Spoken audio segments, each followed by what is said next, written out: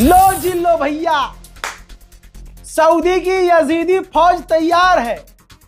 सामने है हुसैन वाले और एक तरफ यजीद। इसी का तो इंतजार था मुझे कि सालों मैदान में तो आओ, तब पता चलेगा कि हैदर वाले कौन है और यजीद वाले कौन है। सारी दुनिया को पता चल चुका है कि अली वाले किधर हैं, दीन किधर है, और यहूदी के साथ ये जो अरब की फौज खड़ी हो रही है, ये किनकी तरफ है।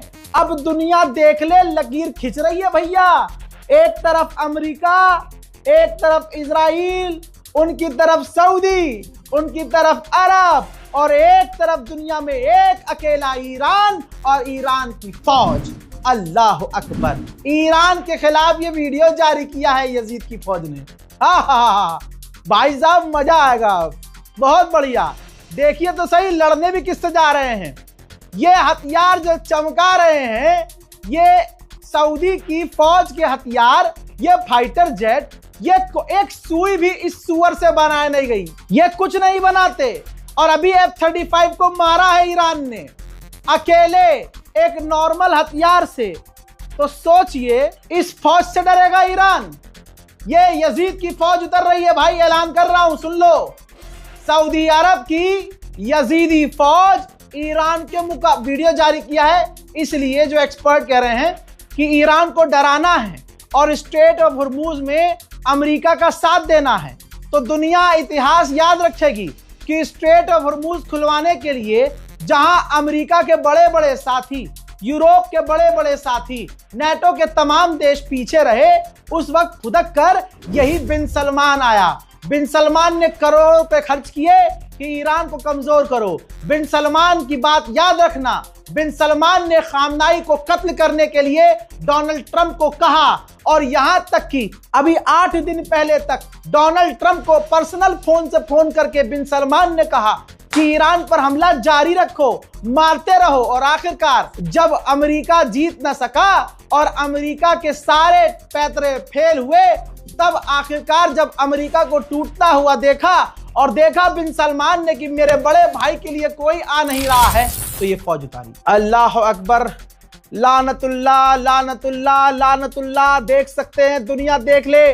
कंफ्यूजन थी ना आपको कि वो कौन से मुसलमान थे भाई करबला में, जो मुसलमान होके हुसैन के खिलाफ खड़े हो गए थे, करबला वालों के खिलाफ खड़े हो गए थे।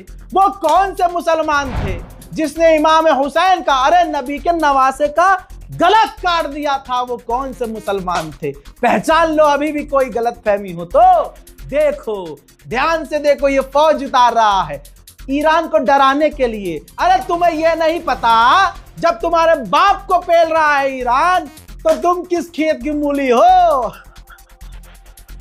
मेरे दोस्तों, इस रिपोर्ट को शेयर जरूर कीजिएगा। उधर ईरान ने, एक बात बता रहा हूं, बहुत हमारे पास आए तो बेहतरीन खबरें मिलेंगी इंशाल्लाह। हाइफा रिफाइनरी पर जो ईरान ने हमला किया, उसका ताजा मंजर है हजरात। वीडियो से क्लियर साबित हो रहा है कि क्लस्टर मिसाइलें दागी थी ईरान ने, क्लस्टर मिसाइलें। और दुनिया का सबसे खतरनाक एयर डिफेंस सिस्टम है इजराइल के पास। एक भी मिसाइल रोक नहीं पाया इजराइल।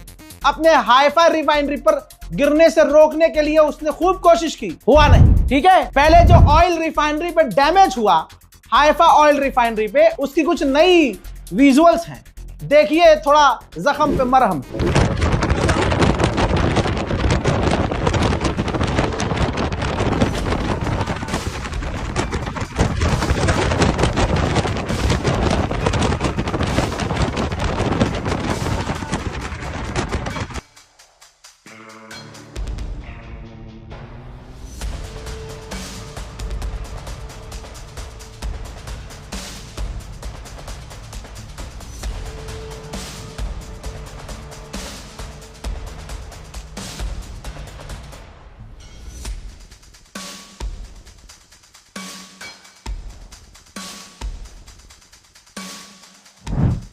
अब मैं आपको यहां एक और, मैंने कहा था ना रजाग्राफी देख रहे हैं, आपको एडवांस जानकारी में बहुत पक्की।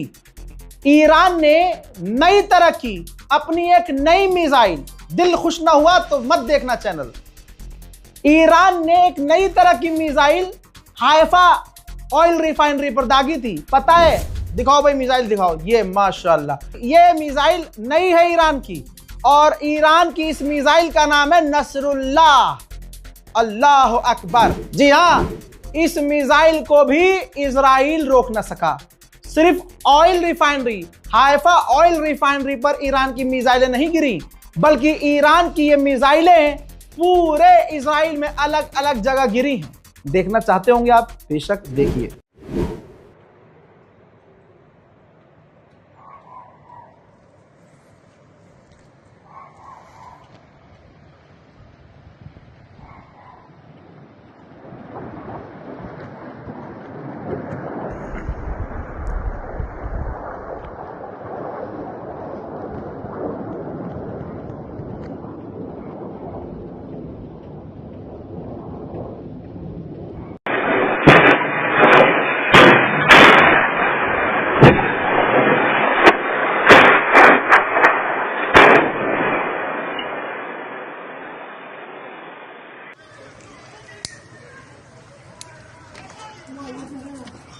קומה שלישית באשכול, הנה, הנה. אומייגאד, אנחנו ישנים בבית, אלוהים ישמור. אימא'לה. אני מקליט. בבלוק של רווח, פרוספר. הנה פה.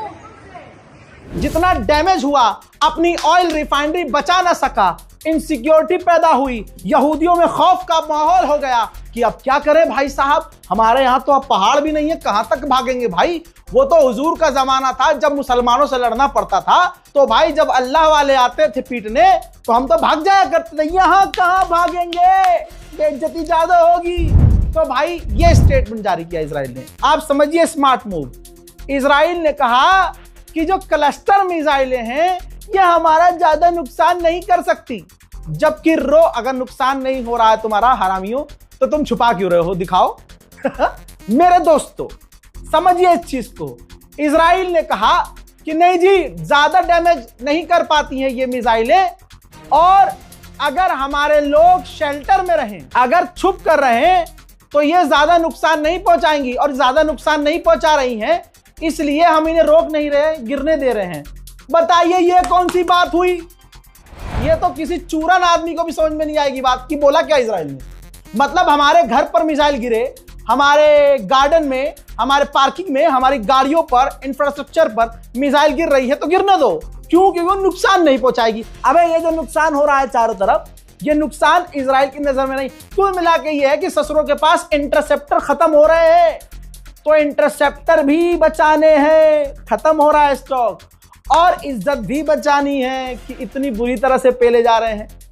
तवज्जो चाहूंगा, समझ रहे हैं ये इजराइल किस तरह से अब कहेंगे भाई रजा भाई क्या लिंक है आपका। भाई इतना नहीं, कोई भी आकर कुछ भी फेमस होने के लिए हमारा नाम लेके बोल के चला जाता है ना भाई, उनसे कहो, नाम मैं यहाँ किसी का नहीं ले रहा हूं, मुझे पता है फेमस होने के लिए कर रहे हैं। सुनो, अपने बाप का नाम ना मुंह से चैनी खैनी निकाल के लिया करो। रजा गराफी, मोहम्मद रजा, चैनी खैनी निकाल, फिर रजा गराफी बोल, सुअर।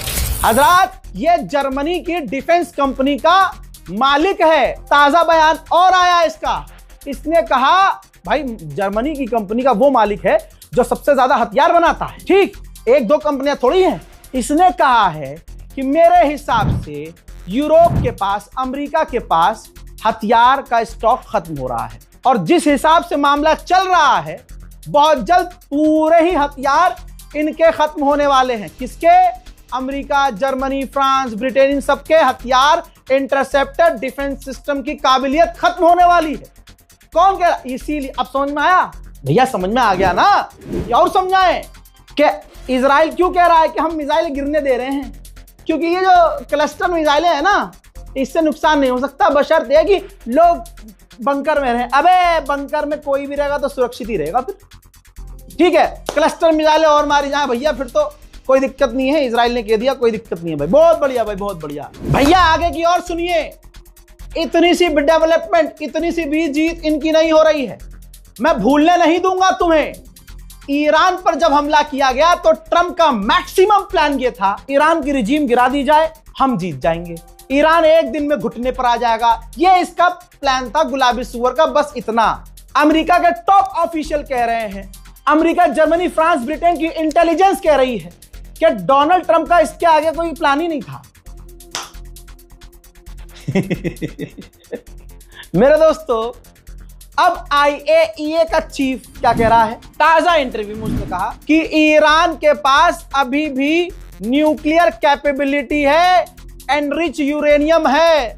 वल्लाह मेरे मालिक, तू ये तो बता दे, ईरान के पास ऐसी कौन सी ताकत है कि दुनिया की सबसे बड़ी ताकतों ने इन 20 दिनों में ईरान के न्यूक्लियर फैसिलिटी तक पर हमला किया। 12 डेज वॉर में ईरान के ऊपर हमला करने के बाद इजराइल अमेरिका ने ऐलान किया कि हमने उनकी न्यूक्लियर कैपेबिलिटी खत्म कर दी है और 20 दिन से ईरान पर दुनिया के सबसे बड़े हथियार, दुनिया के सबसे बड़े खतरनाक फाइटर जेट और परमाणु बॉम्बर से बम गिराया जा रहा है। या अल्लाह, ये कौन सी ताकत है भाई ईरान के पास कि उसकी न्यूक्लियर कैपेबिलिटी खत्म ही नहीं हो रही? यूरेनियम एनरिचमेंट हो गया कि नागमणि हो गया, ससुरे लेके ही जाएंगे। सॉरी मेरे दोस्तों, अब ये कह रहा है, ये परमाणु संगठनों का हेड है, परमाणु को जिन विदेशों का परमाणु होता है ना, उसका ये इंचार्ज है कि भाई ख्याल रखने के लिए। अब ये कह रहा है कि ईरान के पास अभी भी बहुत सारा यूरेनियम एनरिचमेंट है और वो सेफ है। मतलब ईरान के टॉप लीडर बंकर में नहीं जा रहे हैं और न छुप रहे हैं, शहादत दे रहे हैं, लेकिन यूरेनियम कहां रख दिया भाई? कौन से बंकर में? और यूरेनियम में कह रहा हूं तबाह हो गया, लेकिन यह कह रहा है कि ईरान के पास अभी भी कैपेबिलिटी है। आखिरी लाइन में मजा आ जाएगा, कहता है कि हमें बातचीत की टेबल पे आना होगा। ईरान से बातचीत? अबे हरामजादो, ईरान तो बातचीत ही कर रहा था। तुम सुअर की नस्लों ने उन पर हमला किया। जनाबे अली लरीजानी, शहीद अली लरीजानी वही आदमी थे जो डील करने वाले थे। ब्रिटेन और अमेरिका के ऑफिशियल जो मीटिंग्स में मौजूद थे ना, ब्रिटेन के अखबारों में और टीवी पर उन्होंने कल इंटरव्यू दिया कि अली लरीजानी राजी थे यूरेनियम एनरिचमेंट किसी तीसरे देश को देने के लिए। डील बहुत अच्छी हो रही थी और डील का ऐलान होने वाला था, लेकिन अमेरिका ने हमला कर दिया, ट्रंप ने हमला कर दिया, सब बेकार कर दिया। अब जब पिट पिट के इनके चूता लाल हो रहे हैं, तो अब IAEA के चीफ से कहलवा रहे हैं कि टेबल पे आना पड़ेगा। रुको बेटा, अभी तुम्हें ईरान और बताएं। मेरे दोस्तों, अजीजों, मोमिनो, सुनो, अमेरिका का बहुत बड़ा अखबार है, बहुत बड़ी मैगजीन है, नाम है द इंटरसेप्ट। फुल स्क्रीन पर लगा रहा हूं, किसी जाहिल को समझ में ना आए, अंडवे को समझ में ना आए तो स्कूल के टीचर से, पढ़े लिखे से पूछवा लेना। लिखा है कि ट्रंप की जंग ईरान के साथ ट्रिलियंस ऑफ डॉलर का नुकसान कर रही है अमेरिका को। डिटेल में नीचे रिपोर्ट में लिखा है कि राइटर लिख रहा है, मेरे बच्चों के बच्चे भी इस जंग की कीमत भुगतेंगे, कीमत चुकाएंगे। अमेरिका को यह जंग बहुत भारी पड़ रही है। अब गोदी मीडिया के सुर बदलते देखिएगा। खाइए खुदा की कसम, मैंने 10 दिन पहले नहीं कहा था। शहादत जब हुई हमारे रहबर की, मैंने तभी कहा था कि अभी जो जो उछल रहे हैं, इन चेहरों को पहचान लो, इन सब के रंग बदलेंगे, सब लाइन पर आएंगे। अब ईरान अमेरिका की जंग में भारत के वॉर एक्सपर्ट भी कह रहे हैं ईरान जीतेगा। ईरान मिटता मिटता मिटता अमेरिका और इजराइल को मिटा देगा। इस रिपोर्ट को शेयर कीजिए, अपनी दुआओं में मुझे याद रखिए। नफरत से दूर रहिए, प्रोपेगेंडा से दूर रहिए। शिया आपस में भिड़ने को तैयार है क्योंकि हमारे बीच 2-4 जहर हैं। सुन्नी आपस में भिड़ने को तैयार है क्योंकि हमारे बीच जहर है। शिया सुन्नी आपस में फिर से बहस चल रही है क्योंकि हम में इजराइल के एजेंट हैं। आसान होता है भाई साहब, हिंदुस्तान के मुसलमानों को आसान होता है लड़वाना। समझदार बनिए, किसी प्रोपेगेंडे को आगे मत बढ़ाइए। कोई कुछ भी बोल रहा है, बिना जाने, बिना समझे, बिना पूरी तहकीक करे किसी की हाँ में हाँ मत मिलाइए। समझे? समझदार को इशारा काफी। इस रिपोर्ट को शेयर कीजिए, अपनी दुआओं में हमें याद रखिए। जल्द आ रहा हूं और भी बड़ी जानकारियों के साथ, तब तक के लिए जय हिंद।